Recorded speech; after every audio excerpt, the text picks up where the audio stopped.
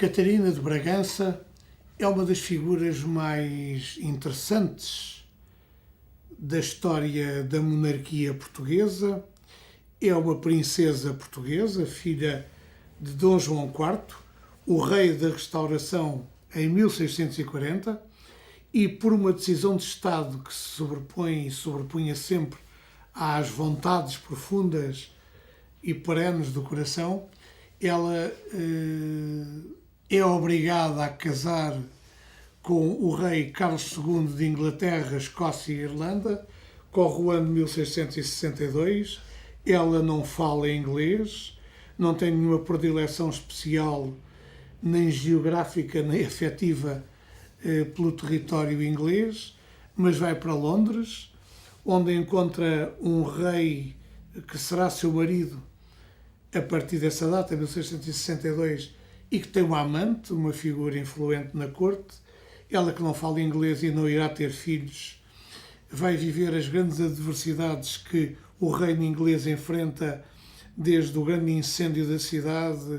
até confrontos militares profundos e dolorosos para a população e para o mundo nessa época, dividindo ainda mais profundamente a Europa. Mas ela sabe ser uma grande rainha, é uma rainha católica, crente, profundamente dedicada à sua função, e consegue esta magia que nos faz lembrar alguns enredos das peças e das tragédias de William Shakespeare, que é ter sido ou ter conseguido ser amada pelo rei, seu marido. Ela acompanha esta evolução turbulenta e complexa da sociedade inglesa, participa também no esforço de guerra para defender o território inglês, regressa a Portugal, onde vive os seus últimos anos, e chega a ser rainha regente, mostrando até que ponto é que a razão de Estado se sobrepõe às razões do coração e, no fundo, àquilo que as pessoas desejam ser quando são livres para decidir o que deve ser o seu rumo e o seu destino. Esta biografia, que se lê bem, não é só uma leitura de avião ou de consultório de dentista, é um livro que se lê bem em qualquer momento, é de Sarah Beth Watkins, é uma edição da Presença que vale a pena ter e ler para conhecermos melhor esta portuguesa que foi rainha de Inglaterra e ainda veio morrer no Portugal que tanto amava. Destaque, falei do amor inesperado que houve entre Catarina de Bragança e Carlos II de Inglaterra. Falo-vos de um título que também tem amor, a pura inscrição do amor, de Nuno Judice, um nome marcante da poesia portuguesa desde 1972, quando publicou o seu primeiro livro, intitulado São de Poema. É um livro em que se diz: escuta o silêncio das palavras, o seu silêncio suspenso dos gestos com que elas desenham cada objeto, cada pessoa ou as próprias ideias que delas dependem. É um livro onde está a oficina, o talento da narração poética de um poeta com obra consagrada, traduzida e aplaudida pela universidade, pela crítica e também reconhecida pelo público. E cito esta edição por ser de um poeta de referência da nossa produção poética contemporânea, mas também por ser mais uma obra importante num percurso longo e devidamente consolidado. Nuno Judice, A Pura Inscrição do Amor, como habitualmente uma edição da Dom Quixote. Por último, o destaque vai para um homem que tem marcado profundamente as gerações das últimas décadas pelo seu pensamento heterodoxo, rebelde, combativo,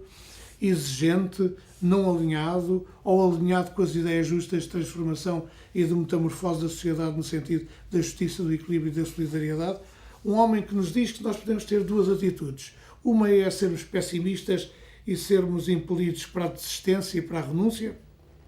o que acontece com muitos, e eu diria até que acontece com cada vez mais pessoas. Ou então podemos ter uma outra atitude, que é ser otimistas, na estrita medida do que a realidade nos permite ser, e aproveitar as oportunidades que seguramente existem para tentarmos construir aquilo que alguns, e felizmente ainda muitos, acreditam que é possível, um mundo melhor. E o próprio Noam Chomsky, que eu comecei a ler e a conhecer quando, nos primeiros anos da década de 70 do século XX, escreveu muito sobre o complexo militar industrial, estando o seu país, os Estados Unidos, envolvidos intensa e tragicamente na Guerra do Vietnã, com mais de 50 mil mortos só desse lado, para já não mencionar os mortos do Vietnã do Norte. É um homem que tem escrito muito ao longo dos anos, ao longo das décadas, sobre os desequilíbrios sociais, económicos, financeiros, sobre a transformação sociológica do mundo. É também um grande linguista, um dos linguistas mais importantes da história do pensamento científico e académico nesse domínio, e que neste livro fala do mundo que temos hoje, do mundo que estamos condenados a ter e que podemos aceitar ou não, e se não aceitarmos podemos tentar transformá-lo. Fala também sobre a presidência de Donald Trump, fala também sobre as alternativas que podiam ter surgido a Trump e que não vingaram do ponto de vista do escrutínio democrático, fala da crescente polarização das classes sociais, das agressões ao meio ambiente e aponta, como sempre fez e faz, caminhos diferentes para a construção de um mundo mais justo. Ele acredita que essa justiça é possível alcançar, é possível conseguir, e escreve um livro, portanto, uma edição da Elsinore, um livro que se chama Otimismo e não Desespero, que no fundo, sendo um título, é também mais do que isso, é um slogan, é uma consigna, é uma frase aforística de combate: ter otimismo e não desistir, evitando o desespero, porque o desespero normalmente imobiliza-nos, azeda-nos, enche-nos de raiva e afasta-nos dos combates essenciais. Noam Chomsky, quase com 90 anos, bem presente e sempre atual neste mundo que é nosso e que ninguém sabe como irá ser daqui a 5 ou 10 anos.